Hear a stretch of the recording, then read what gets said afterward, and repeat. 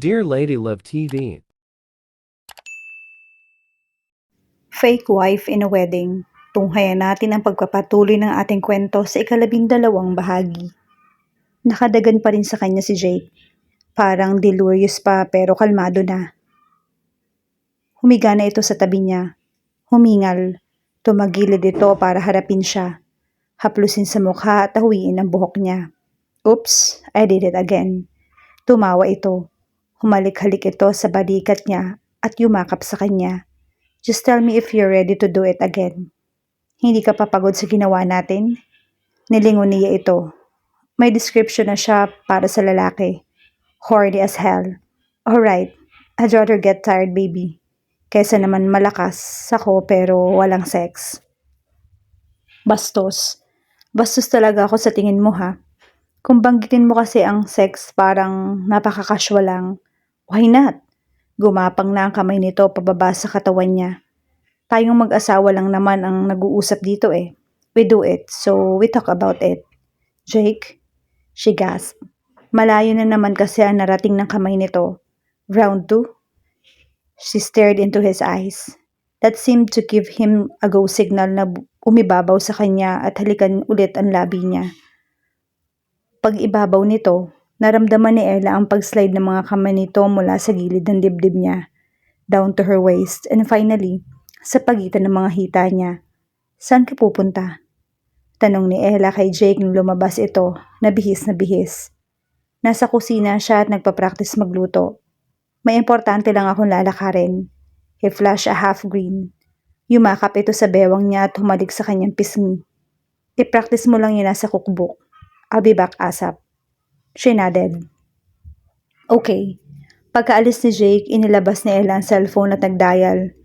Bigay ni Stella ang bago niyang phone. Stella, pwede ka bang pumunta ngayon sa bahay? Pause. Yup. Yung niluluto ko kasi, medyo tricky. Stella.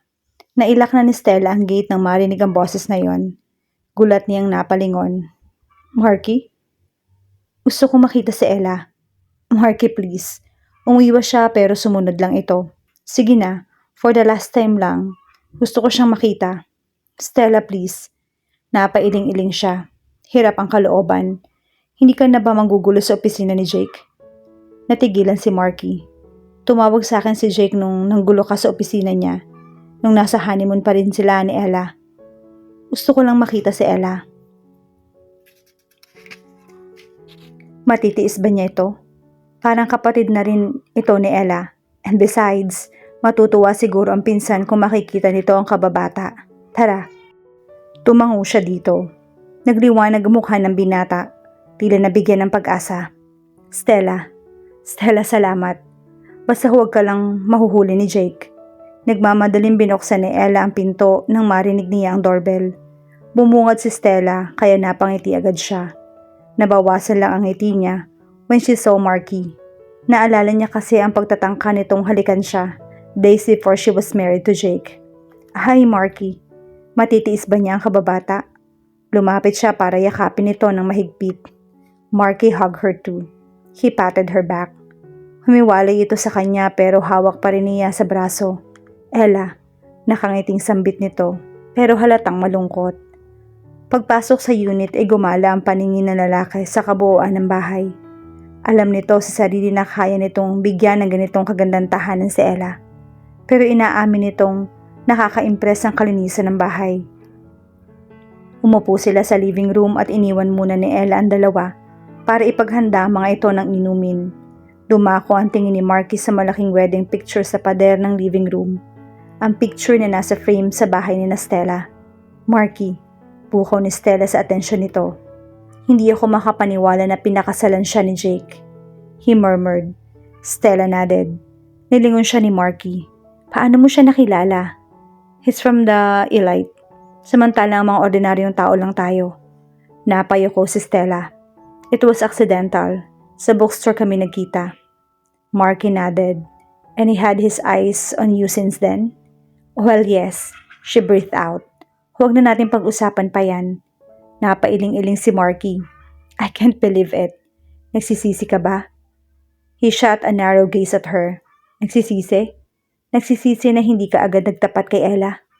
Walang kwenta na feelings na to, Stella. So huwag mo nang kamustahin. Parang seryoso kayo Ani Ella na inilapag ang 2 baso ng iced tea sa mesa. I can hear you talking pero hindi ko naman naiintindihan yung bulungan nyo. Nagagandahan si Marky sa bahay. Nakangiting sagot lang ni Stella. Anyway, ano ba yung lulutuin mo? Umupo si Stella sa tabi nito. Lasagna. Lasagna? Nakangising ulit ni Marky. My favorite. Our favorite. Ngumiti din si Ella sa kababata. Kumpleto ka ba sa ingredients? Ibinaba ni Stella ang baso pagkainom ng iced tea. Yup. Nakaupo ang batang lalaki sa tabi ng gate ng bahay. Nang dumating si Jake, napailing-iling na lamang siya at tinabi ang sasakyan. Napaangat ang ulo ng bata na makita siya. Papa! Tumakbo ito kay Jake at agad na yumakap sa kanyang bewang. He patted the boy's head. Malungkot ka daw. Tiningala siya nito. Opo, Papa. Si Mama kasi. Naluha na ito. Malamig dito sa labas, anak. Hinawakan niya ang isang kamay ng bata para akayin ito. Sa loob na natin pag-usapan, okay? Tahimik na tumangutang-ulang ito at pumasok na sila ni Jake sa maliit na bahay. Ella, hinila siya nito. Pagkalagay niya sa oven ng lasagna, si Stella ay naglilinis sa lababo. Yes? Nagdadalawang isip pero tinanong na rin ng lalaki ang gumugulo sa isip nito. Masaya ka ba sa kasal niyo ni Jake? Alanganing napatingin si Ella kay Stella pero nakatalikod sa kanila si Marky. Oo naman, tipid ang ngiti niya. She wasn't lying pero hindi sigurado si Ella kung ano ba yung gusto niyang marinig na sagot niya. Paanong masaya? Kalmado lang ito at casual. Hindi mo naman siya naging boyfriend. Hindi mo siya kilala bago kayo kinasal. Napayuko si Ella. So Stella told him everything. She breathed in deeply. Mabuti ang trato niya sa akin, Marky. She met his gaze. Kaya okay lang naman ako. Stella is so stupid. What was she thinking setting you up? Naririnig ko kayo. Sabat ni Stella na nilingon sila bago ito nagpakabisi ulit sa lababo. Hinaplos lamang niya sa braso si Marky. Sinusubukan din naman ni Jake na mag-adjust, Marky. Pareho lang naman kami na naguguluhan sa sitwasyon. He nodded. Basta kapag sinaktan ka ng lalaking yon, let us know, okay? Natawa si Ella. Oo na, nakangiting sagot niya. Come here. He spread out his arms at lumapit siya dito at niyakap ito. He hugged her back, tighter this time. Kulang na lang ay mapaiyak si Marky. Sana nga ay matagal ko nang inamin kay Ella na mahal ko siya. Mahal na mahal. Nagulat na lamang si Ella nang sumulpot si Jake sa kusina. Hindi na ito nag-doorbell pa. Bakit nga naman sarili naman nito itong pamamahay. Saktong kumakain na siya. Kani-kanina pa nakauwi si ng Market Stella. Pinabaunan ni Yamang ito ng lasagna. Unfortunately, pagkaluto ng lasagna, hindi na pwedeng magtagal ang mga ito dahil baka mahuli sila ni Jake. Kumakain ka na? Naupo ito sa tabi niya. Hindi na kita nahintay Sagot lang niya. Kanina-kanina pa ito naluto. Lasagna. He grinned. Natuwa si Jake na nakahanda na ang pinggan nito at tinidor. Kumuha na ito ng lasagna. Hindi ka ba muna magbibihis? I'm good. Sagot nito at sumubo na. He nodded. Masarap ka naman palang magluto. Stella help me. Isip ni Ella pero iba ang sinabi niya. Tama ka. You just follow instructions. Ngumiti siya sa lalaki. Kumusta naman yung lakad mo? Natigilan si Jake. Should he tell Ella about it? May katagalan bago niya iyon na ituloy. It's okay. Pagkahiga sa kama, mabilis na nakatulog si Ella. Tinapos muna ni Jake ang pakikipag-usap kay Mr. Santillan bago pumasok sa kwarto. He didn't know what he was smiling. Nakadapa lang ang babae sa kama at balot ng kumot. He had grown fond of her. Jake finally remembered the first time he saw her. Now he knew what it felt like he'd known her forever. He met this girl a long time ago. Sa pangit mong yan? Magkakasyota ka? Akala mo, marami nagkakandara pa sa akin makikita mo. It happened one day on October 31st. 18 na si Jake noon pero nagtitrick or treat pa rin siya. Pinormahan lamang naman niya niyon ang naka-witch costume na si Ella. Iniisip niya agad na ito na ang kanyang destiny. Oddly, Ella Stabilio ang pangalan ng babaeng inalok niya ng kasal. Na si Stella pala ang nagpanggap na Ella, but he didn't remember it right away. At heto ang tunay na Ella, pero parang hindi na siya nito naaalala. It was weird how two people meet again after a long time. That witch Ella, the real Ella, was the one who pushed him into being a womanizer. Siguro iyon ang rason kaya hindi rin nagtagal ang inis niya dito at sa set-up wedding nila. Imposible na kasi siguro na may kapangalan ito at kaapelido pang iba, right? And whatever, naligo muna siya bago tumabi sa asawa. Kinabukasan, nahila na naman siya ni Jake sa mall. Heto na naman kami sa sukatan. Nag-airload si Ella habang nasa loob ng fitting room. Nagsusuot na siya. Ang tagal mo naman, napasigaw si Ella nang malingunan si Jake sabay yakap sa sarili. Naman, hindi pa niya naisusuot ang damit and she was in her underwear. At bakit pinayagan ito ng mga sales lady na pasukin siya sa fitting room o silipin man lang? Hindi mo pa nasusuot yan? Nakasilip lang sa kanya si Jake, nakaawang ng konti ang pinto. Sumilip si Ella sa labas. Nakita niya shock ang dalawang sales lady na nakatingin ngayon kay Jake. Ipinasok na niya ulit ang mukha at inirapan ng asawa. Jake, pinagtitinginan ka na ng mga sales lady. Pwede ba? Hindi naman ako mawawala sa loob nitong fitting room. Get out. Bulong niya. Ang tagal mong magbihis eh. Kunot noong sagot nito sa kanya. Naglikod pa ang mga mata nito sa pagtingin sa katawan niya, which made her roll her eyes again. Napatingin lang si Ella sa itim na gown na maraming tali-tali sa likod. It looks tricky. Want my help? Napalingon na lang siya kay Jake. Ako na ang mamomroblema sa pagsusuot-suot ng mga tali na nasa likod ng dress mo. Agaw nito sa kanya sa gown, sabay pasok sa fitting room at sara ng pinto. Hindi na problema pa ni Jake ang napangangang mga sales lady at kung ano-anong malisyosa ang isip ng mga ito. Isinuot ni Jake ang dress hanggang sa dibdib niya. Hinawakan ni Jake ang dress at isinuot ang tali sa bawat hole nang make a crisscross detail sa backless part ng dress. Hinawakan ni Ella ang buhok at itinaas iyon para hindi mahirapan ang lalaki. Nang matapos, hinigpitan iyon ni Jake sa bandang ibaba ng likod niya. Put your hands down. Napatitig siya dito sa salamin pagkababa niya ng mga kamay. Hinila nito ang mga kamay niya at tinali ang mga iyon sa likuran niya gamit ang dulo ng tali ng dress. Bakit mo ko tinatali? Tinitigan siya ni Jake sa salamin, his eyes burning with lust. Yumakap ito sa bewang niya at humalik sa kanang balikat niya. You look perfect in this. Thanks. Yumuko lang si Ella. Iniikot siya ni Jake paharap at hinalikan sa mga labi pagkasandal sa kanya sa salamin. He lifted up her legs to his right hip. Na-expose ang hita niya dahil sa slit sa gilid ng dress.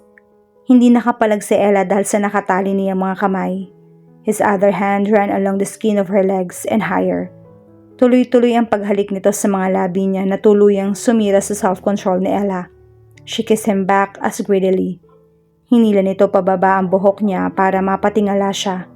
From her lips, nag-slide ang mga labi ng lalaki sa panga niya down to her neck. Lalo nitong idiniin ang katawan sa asawa, rubbing her body with his own.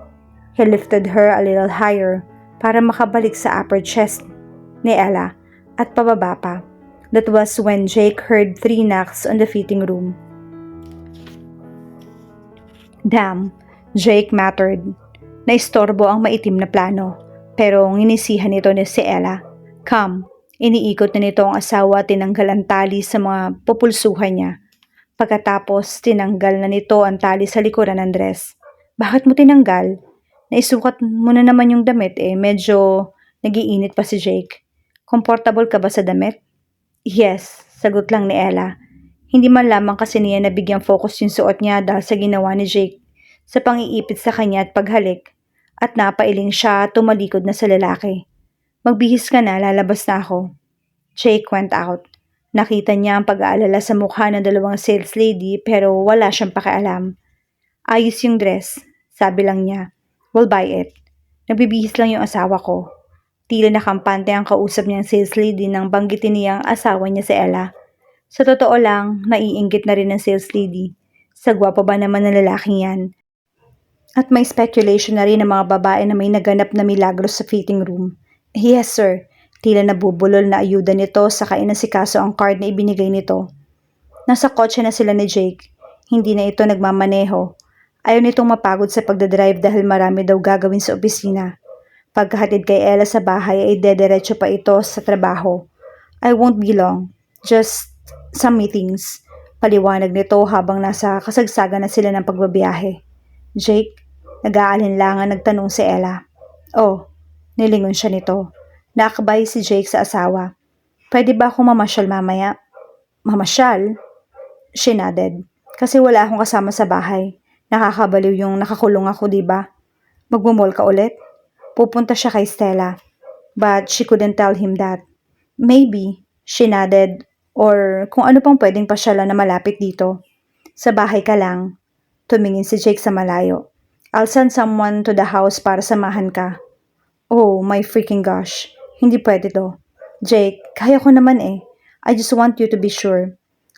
Seryosong sagot nito and made her bite her lower lip. Masyado ba siyang obvious? Hindi ba na lamang niya ang topic? Mabuti pa nga at baka maghinala ito kapag nag-question pa siya kung sino ang ipapadala nito. At yung mga dress at gown na binili natin at shoes, alin dun yung susuotin mo sa party mamaya? Jake grinned down at her. Ikaw na yung bahala. You look good in all of them. Isinubsob nito ang mukha sa buhok niya. Malapit na sa tenga niya. Actually, Ella, you look so much better without any clothes. Hindi aware si Ella na namula siya sa sinabi nito. Huminto na sa harap ng entrance ng condominium building ang sasakyan para lumayo na sa kanya si Jake. Bababa na sana siya ng sasakyan pero pinigilan siya nito. Wait, nito saka bumaba ng sasakyan at isinara ang pinto. After a while, bumalik ito na may kasamang lalaking payat na isa at ang security guards ng condominium. Binuksan ni Jake ang pinto at pinabitbit sa guard ang iniabot nitong ilang paper bags ng pinamili nila. Then he helped her out. Just wait in the house. Paalala nito sa kanya, which means hindi siya pwedeng umalis. Napipilitang napatango na lamang si Ella at sumunod na lamang sa security guard na naghatid sa kanya sa condominium unit nila ni Jake.